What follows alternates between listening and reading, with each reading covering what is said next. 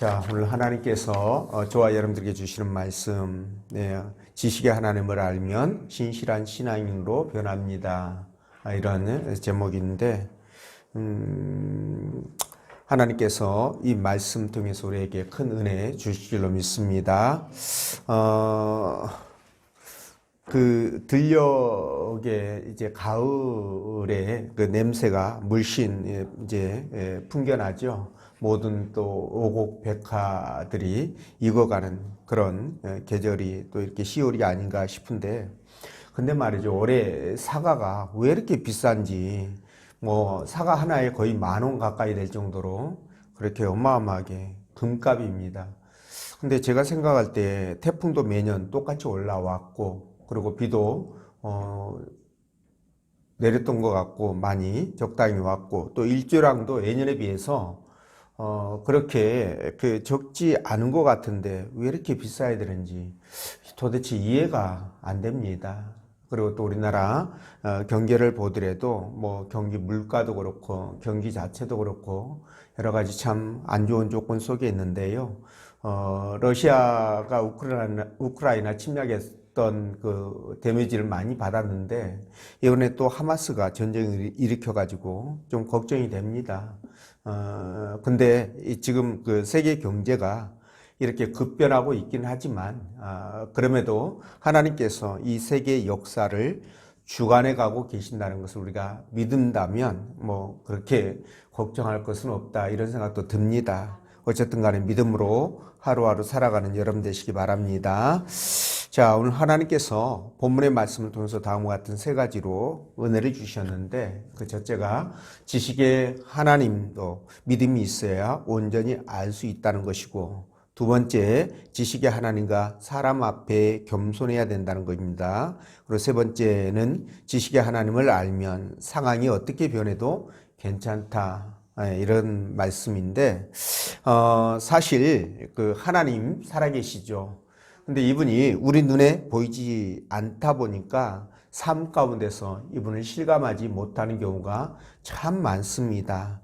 그럼에도 불구하고 하나님은 지혜와 지식이 무한하셔서 인류 역사는 물론이거니와 인생 개개인 하나하나 한 사람 한 사람 승사하복을 주관하고 계신다는 것이죠. 자, 그런데 그런 하나님을 우리가 어떻게 알 수 있을까라는 거죠. 그거는 바로 성경을 통해서 알 수 있다는 겁니다. 그런데 성경에 기록된 이 하나님도 우리가 믿음이 있어야 그분을 받아들일 수 있기 때문에 무엇보다도 우리에게 필요한 것은 바로 믿음이다, 이렇게 보시면 될 것 같습니다. 자, 또한 하나님의 지식은 무한대죠. 측량할 수가 없습니다. 근데 그에 반해서 우리의 지식은 지극히 작은 것이고, 그죠? 그리고 또 그 단편적인 이런 부분들이라서 이 작은 지식으로 하나님 앞에 어떻게 교만할 수가 있겠습니까? 그래서 항상 겸손하게 살아가야 되는데, 이런 걸 깨달으면 상황이 어떻게 변한다 할지라도 그 상황에 연연하지 않고요, 적응하면서 기쁨으로 살아갈 수가 있다, 이런 말씀을 드리는 거죠. 그렇기 때문에 이런 사실을 바르게 깨닫고 여러분들이 하나님과 함께 은혜 안에 살아가시기를 부탁을 드립니다. 자, 그러면 본문의 말씀을 따라가면서 지식의 하나님을 아는 것이 우리의 삶을 어떻게 바꾸어 가는지 성령께서 들려주시는 하나님의 음성을 듣도록 하겠습니다. 자, 첫째로 지식의 하나님도 믿음이 있어야 온전히 알 수 있다, 이런 말씀인데요. 3절 말씀 읽어봅니다. 시작. 심히 교만한 말을 다시 하지 말 것이며 오만한 말을 너희 입에서 내지 말지어다. 여호와는 지식의 하나님이시라 행동을 바라보시느니라. 아멘.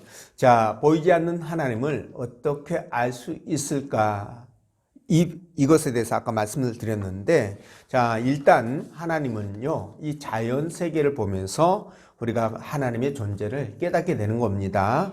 근데 이거는 한계가 있어서 말이죠. 하나님께서 그 대신으로 성경을 주셨습니다. 그래서 성경을 보면 정확하고 확실하게 하나님이 살아계심을 우리가 느낄 수 있는데요. 오늘 이 3절 말씀에서도 하나님이 어떤 분인지를 알 수 있게 해주는 대목이 나옵니다. 그게 뭐냐면 여호와는 지식의 하나님이시다. 그리고 우리의 행동을 달아보신다. 이런 말씀이에요. 사실 하나님은 전지전능하신 분이십니다. 하나님의 지혜와 지식은 측량 불가라는 것이고요. 그래서 하나님은 모든 것을 통달하시고 기억하시고 옳고 그름과 그리고 정의와 부정의를 정확하게 판단하시며 그것을 집행하시는 전무후무한 능력을 갖고 계신 분입니다.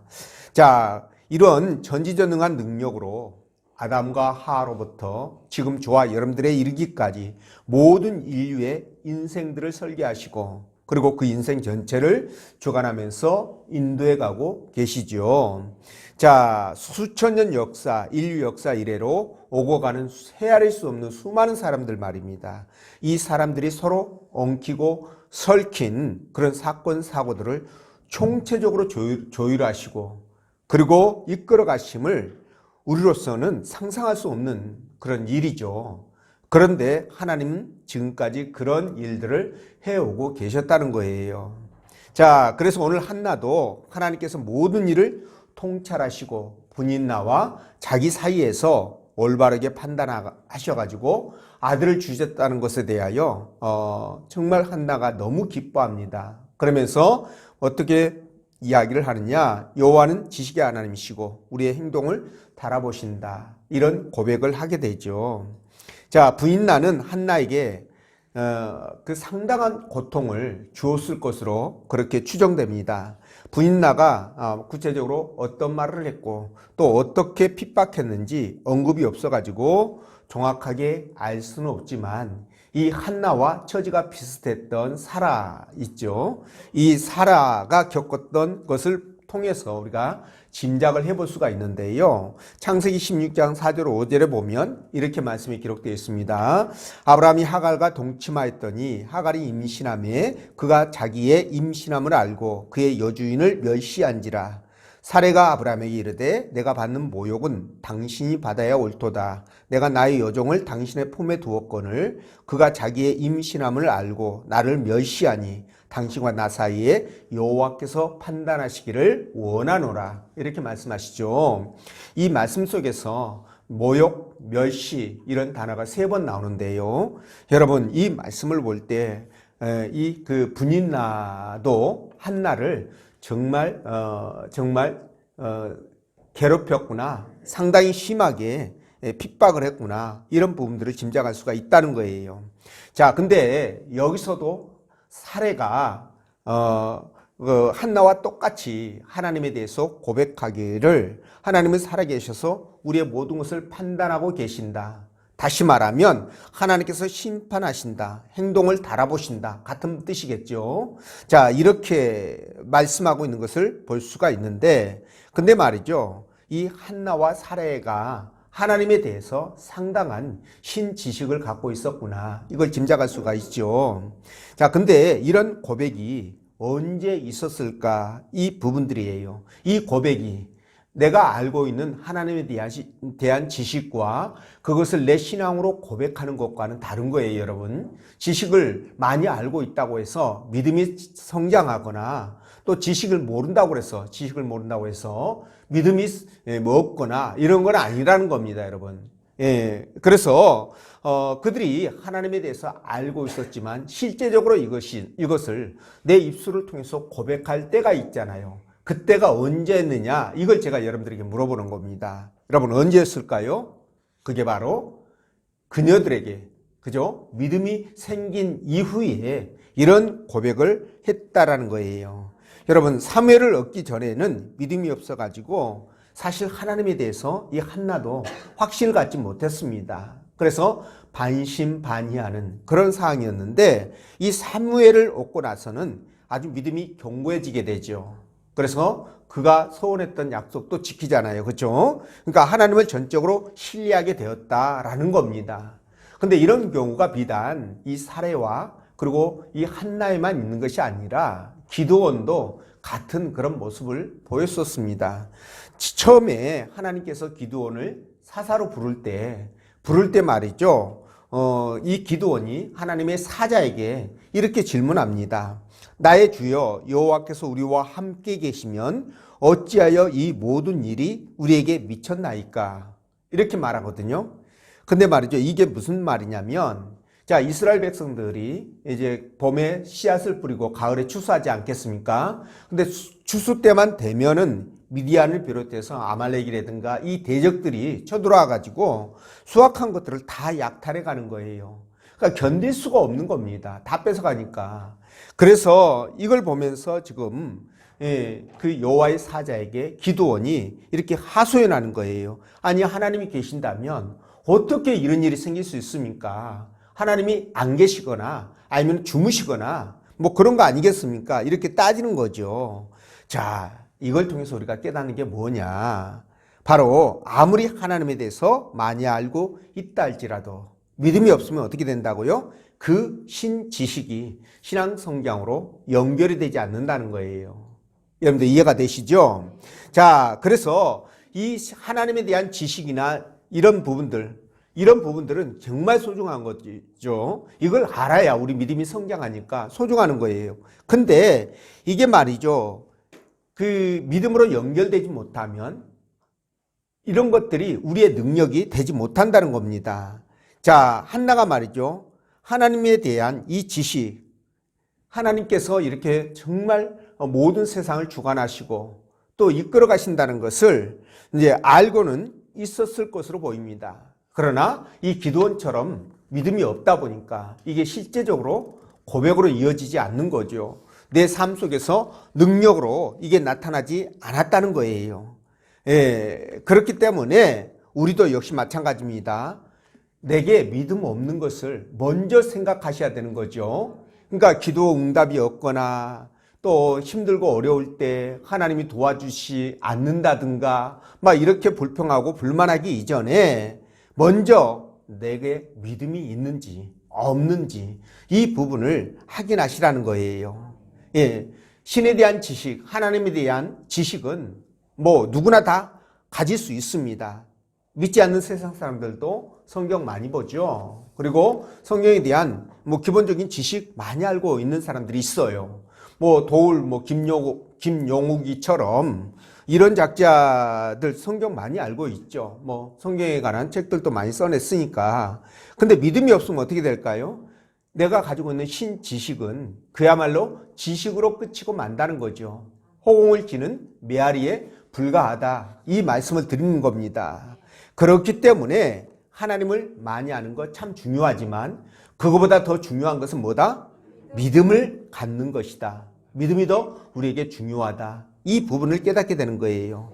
믿음이 있어야 우리가 알고 있는 하나님이 내 삶 속에서 뭘로 나타난다고요? 능력으로 나타난다는 겁니다. 이해가 되시죠? 사무엘을 얻고 난 후에 믿음이 회복된 이 한나가 하나님께서 자신의 과거와 현재 그리고 미래까지 다 주관하시고 인도해 가신다는 것을 알면서 그녀가 여호와는 지식의 하나님이시다. 내 행동을 달아본다. 이런 고백을 했던 겁니다. 자, 그래서요. 하나님은 모든 것을 다 알고 계시고 또 판단하고 계십니다. 여러분들이 그것을 느끼든 느끼지 못하든 그건 분명한 사실이에요. 그래서 역대상 28장 9절에 뭐라고 그러냐면 내 아들 솔로몬아 너는 내 아비의 하나님을 알고 온전한 마음과 기쁜 뜻으로 섬길지어다. 하나님께서는 문 마음을 감찰하사 모든 사상을 아시나니 이렇게 말씀하시거든요. 하나님께서는 모든 사람들의 마음을 다 아신다는 거예요. 이 모든 생각을 다 아신다는 겁니다. 그러니까 네가 저를 찾으면 만날 것이요. 여기서 저는 하나님이시겠죠. 또 버리면 저가 너를 영원히 버리시리라. 이거 하나님이 살아계신다는 증거 아니겠습니까? 그렇죠? 예, 그렇습니다. 예, 그래서 말이죠. 하나님께서 우리에게 관심 없는 것처럼 또는 안 계시는 것처럼 느껴질지라도 여러분 내가 믿음이 없어서 그렇게 느껴지는가 보다 이렇게 생각하시고요. 우리에게 믿음이 있게 해달라고 여러분 기도하셔야 됩니다.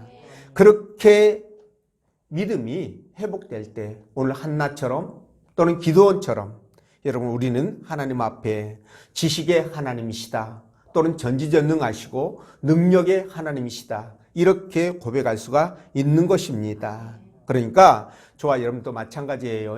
내가 살아가는 과정 속에서 믿음이 부족한지 또는 없는지 이런 걸 자꾸 점검하시고요.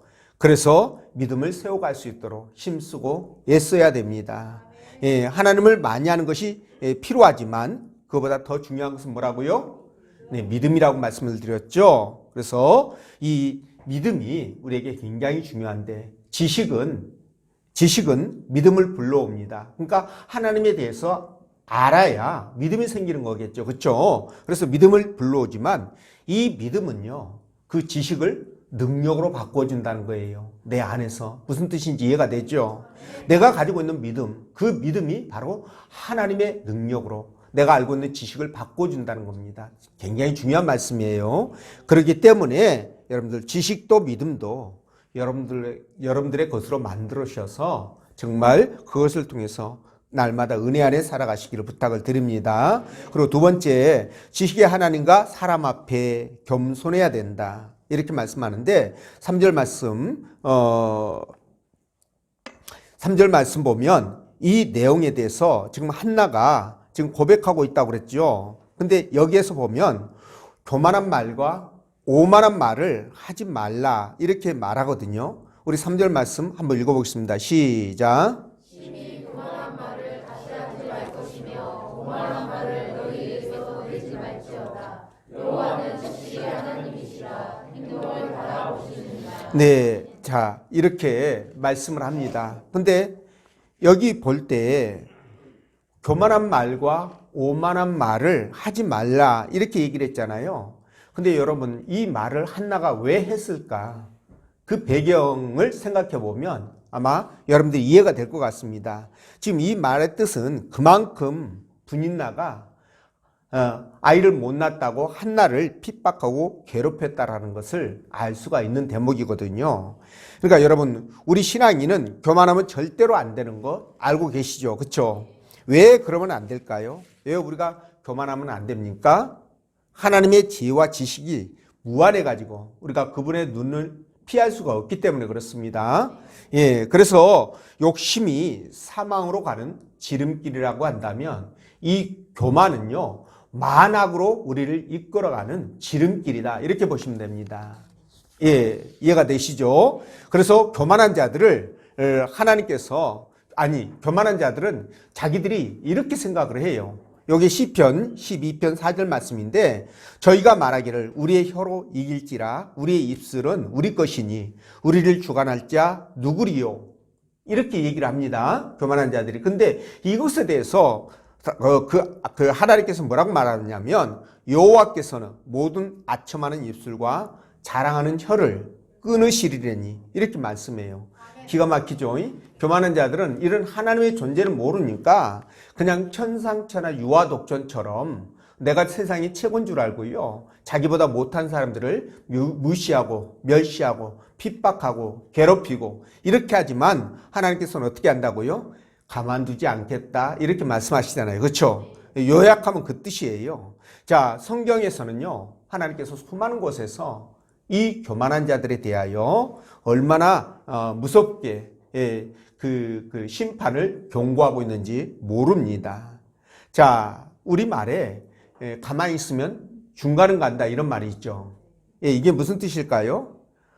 이 말은요. 이 말은 잘 모르거나 그렇죠? 정확하지 않아. 그럼에도 불구하고 마치 아는 것처럼 막 떠벌리는 사람들에 대하여 조소하는 그런 말이지 않습니까? 가만히 있으면 중간이라도 가지 아는 채 가지고 다 뽀록나냐 이런 말이잖아요. 그렇죠? 자, 그러니까 요게 사실 지식이 없는 사람은요. 정상적이라고 한다면 나보다 훨씬 더 많이 배우고 많이 알고 있는 사람 앞에서 자동적으로 겸손해질 수밖에 없어요. 근데 이렇게 사람 앞에서도 내가 부족하면 겸손해질 수밖에 없는데 하물며 여러분 사람 앞에서는 어떨까요? 사람 앞에서 당연히 겸손해져야죠. 하나님이 어떤 분이십니까, 여러분? 말씀드린 것처럼 그분의 지혜와 지식은 판단이 불가능할 정도로 무한대신데 그런 분 앞에서 어떻게 우리가 교만을 떨 수 있냐는 거예요. 말이 안 되는 겁니다. 그래서 하나님 앞에 내 죄를 자복하고 은혜를 구하는 거 아니겠습니까? 예, 잠언 3장 34절에 이렇게 말씀합니다. 진실로 그는 거만한 자를 비웃으시며 겸손한 자에게 은혜를 베푸시나니 이렇게 말씀하시잖아요. 그죠? 예. 자, 그래서 이런 겸손한 분들, 이런 분들과 교제하고 그러면 좋습니다. 우리 주변에 뭐 겸손하고 인격적인 분, 이런 분들이 있습니다. 근데 이런 분들을 만나면 괜히 이제 존경스럽고 본받고 싶은 마음이 들잖아요. 근데 반대로 교만하고 자기밖에 모르는 이런 이기적인 사람을 만나면 어떨까요? 얼굴이 자동으로 찌푸려집니다. 여러분 안 그러시는구나.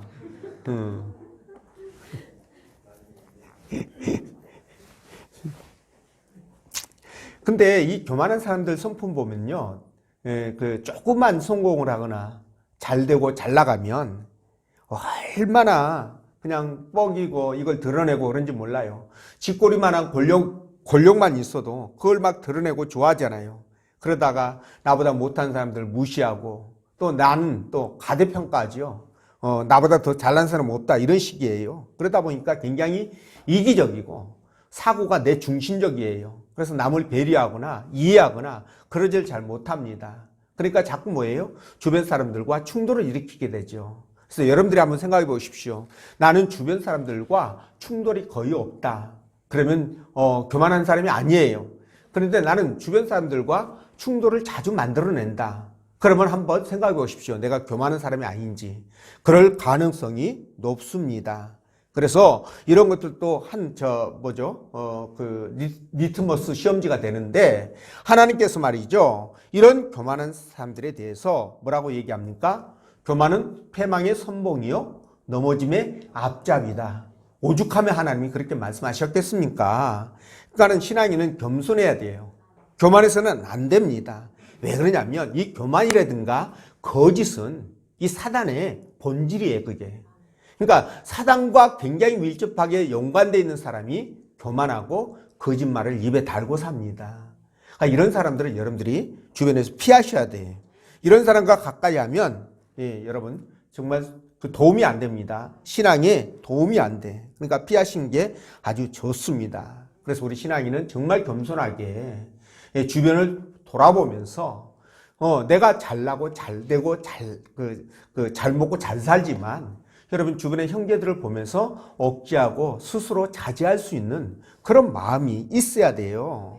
예, 그 이해하고 남을 배려하는 그런 마음이 없으면 신앙이라고 할 수가 없죠.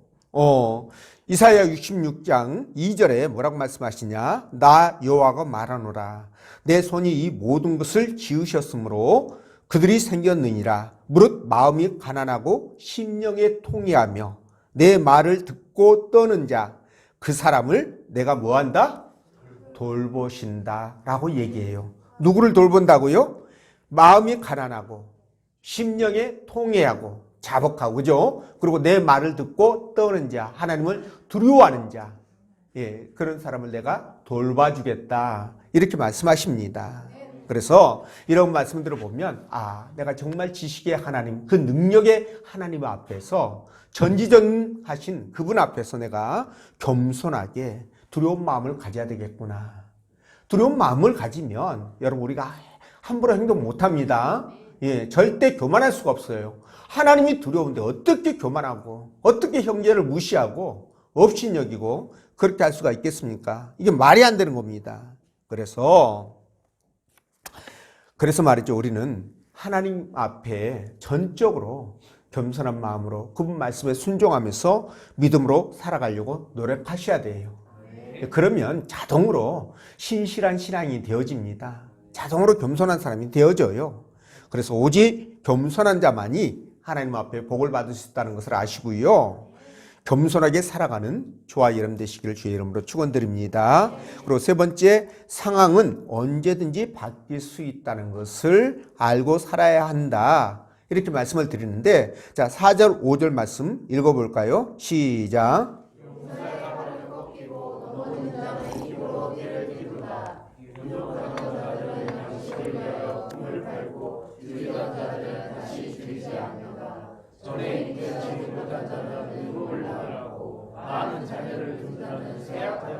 아멘. 여러분, 용고성세라는 사자성어 있거든요. 아마 뜻을 아시는 분들도 있고 모르는 분도 있을 텐데, 여기 무슨 뜻이냐면 인생이나 사물들이 있잖아요. 이런 것들은 전부 다 뭐가 있다? 번성함과 쇠락함이 번갈아 가면서 이루어진다, 그런 뜻이에요.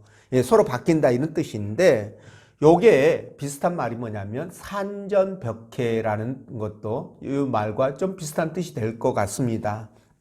근데 뭐냐면 우리 인생살이를 설명하는 것 중에 딱 맞는 말이 아닌가, 이런 생각이 들거든요. 근데 이 영고성세에 어울릴 만한 그 귀절이 바로 오늘 본문 속에 읽었던 4절, 5절 말씀이에요. 여러분들이 그냥 우리 성경으로, 개역개정으로 읽으니까 이게 좀 쉽게 머릿속에 안 들어오는데, 제가 이걸 현대 성경으로 번역한 것을 여러분들에게 한번 읽어드릴게요. 강한 사람들에게서는 진인 무기도 빼앗아 부러뜨리지만 약하고 기죽은 사람들에게는 새 힘을 주신다. 부자들은 밥 먹기 위하여 품을 팔아야 하고 가난한 사람들은 더 이상 울며 탄식하지 않아도 영영 굶주림을 잊고 잔치하게 되었다. 자식이 없던 여인은 7 아들을 낳지만 자식이 많던 여인은 한 자식도 남기지 못하고 신음하다가 죽는다. 자, 이렇게 말하거든요. 자, 여기 무슨 뜻이라고요? 예, 영고성세. 그러니까 완전히 입장이 정반대로 바뀌어버리는 그런 상황을 얘기하고 있는 거예요. 그래서 부자는 떵떵거리고 지금까지 잘 먹고 잘 살았지만 앞으로는 뭐라고요? 예, 그들이 밥을 먹기 위해서 품을 팔아야 되고, 반대로 가난한 사람들은 울며 탄식하지 않고 영영 굶주림을 잊어버리고 살 만큼 그렇게 잘 살게 된다. 완전히 입장이 180도로 바뀐 것을 얘기하죠. 자, 이 말을 왜 한나가 했을까? 왜 이런 노래를 하나님 앞에 올려서 드렸을까? 여러분 대충 짐작 나오죠? 예. 한나는 아이를 낳지 못했기 때문에 분인나에게, 첩에게 모진 수모와 모욕을 겪었습니다. 근데 하나님께서 사무엘을 주심으로 말미암아 일거에 뭐예요? 역전시켜 주신 거잖아요. 영광을 그녀에게 안겨주신 거예요. 자, 반면에 아들을 낳았다고 기고만장해가지고 한나를 핍박했던 이 분인나는 어떻게 됐을까요? 이제 첩의 자리로 돌아가야 되잖아요. 나락으로 떨어진 거예요. 이거를 지금 빗대서 한나가 노래를 했는데 이게 바로 용고성세다, 이렇게 말씀을 드릴 수 있습니다. 자, 요걸 볼 때 말이죠. 여러분, 우리가 중요한 것을 놓치지 말아야 될 겁니다. 지금 비록 내 이치가 정말 힘들고 어렵지만, 살아가는 것이 팍팍하고 고단하지만, 여러분, 이 고단함이나 힘들고 어려움이 계속되지 않는다는 거예요. 더군다나 우리는 하나님을 믿고 있는 사람들이지 않습니까? 하나님을 믿고 의지하며 살아가는 사람인데, 하나님 앞에 내 인생을 맡기고 그분이 나를 선하게 인도해 가심을 믿는 사람들이기 때문에 종국에는 어떻게 된다고요? 이런 것들이 바뀌어가지고 기쁨과 즐거움의 노래로, 희락의 노래로 변화된다는 거예요.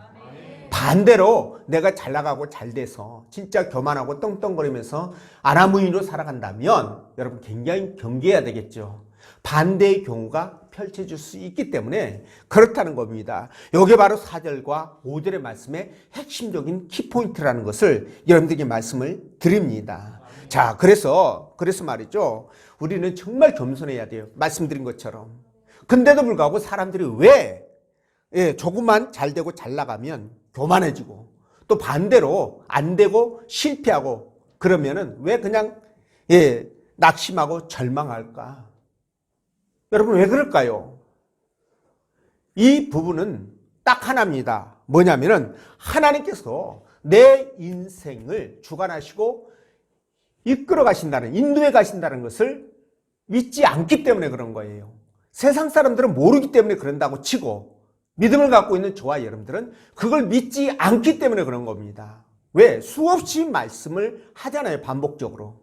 근데도 불구하고 내가 이걸 믿지 못하기 때문에, 확신을 갖지 못하기 때문에 조그만 일이 생겨도 그냥 두려워하고 초조하고 불안하고, 또 조금만 잘 돼도 뻐기고 잘난 척하고 이런단 말이에요.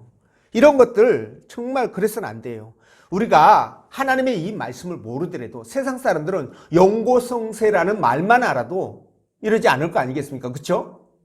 예, 잠언 27장 1절에 뭐라고 말씀하시냐? 너는 내일 일을 자랑하지 말라. 하루 동안에 무슨 일이 일어날지, 그죠? 네가 알 수 없음이라. 아니, 내일 일 자랑하지 말라는 거예요. 하루 동안에, 오늘 밤에 무슨 일이 일어날지 네가 어떻게 아니? 이 말씀입니다. 여러분, 아무 병도 없고 멀쩡했는데 그날 밤에 뇌출혈로 반신불수가 되거나, 여러분, 사망에 이른 사람들이 얼마나 많습니까? 제 주변에도 많잖아요. 여러분 주변에도 있을 겁니다. 그러니까 내일 일을 자랑하지 못할 수밖에요. 어떻게 자랑합니까? 말이 안 됩니다. 우리는 한치 앞을 모르는 정말 지극히 유한적인 그런 유한한 존재예요. 예.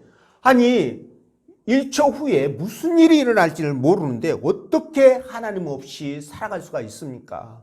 나는 그게 너무 신기한 거예요. 그래서 부유한 사람들은요, 내가 가진 이 재물에 날개가 달려있다는 것을 알고요, 진짜 가난한 사람처럼 살아가야 되는 거예요. 권세가 많거나 명예가 높거나 이런 사람도 똑같습니다. 똑같아요, 여러분. 그래서 사도 바울이 고린도전서 7장 30절 31절에서 뭐라고 말씀하시냐면, 우는 자들은 울지 않는 자같이 하며 기쁜 자들은 기쁘지 않는 자같이 하며 매매하는 자들은 없는 자같이 하며 세상 물건을 쓰는 자들은 다 쓰지 못하는 자같이 하라. 왜냐하면 이 세상의 겁대기는 지나가기 때문이다. 이 세상에 있는 것들은 지나가기 때문이다. 이렇게 말씀하시는 거예요.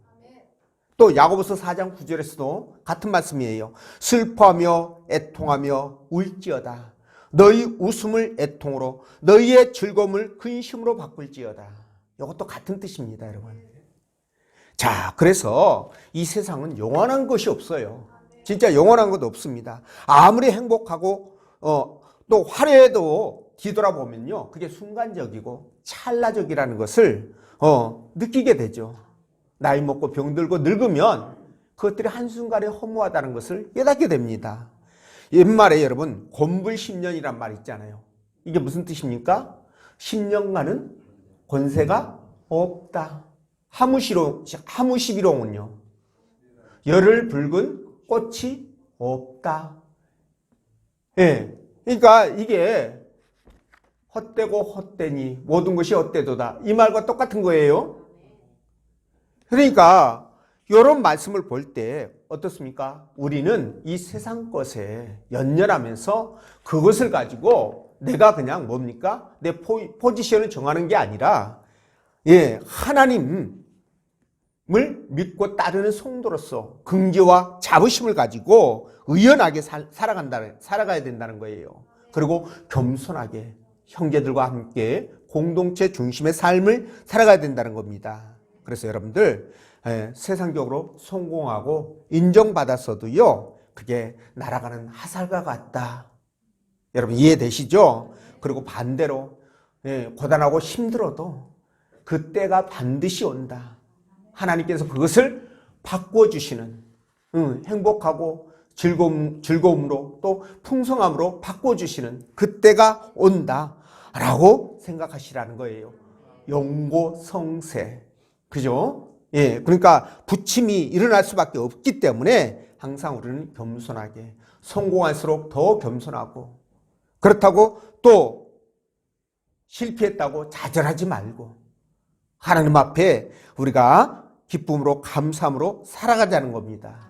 그럴 때 우리 하나님이 얼마나 기뻐하시겠습니까? 우리는 이것만 기억하고 하나님과 함께 믿음으로 살아간다면 반드시 하나님이 역사하실 것이고요, 그것을 통해서 하나님께서 당신의 계획대로 우리를 선하게 인도해 가실 것입니다.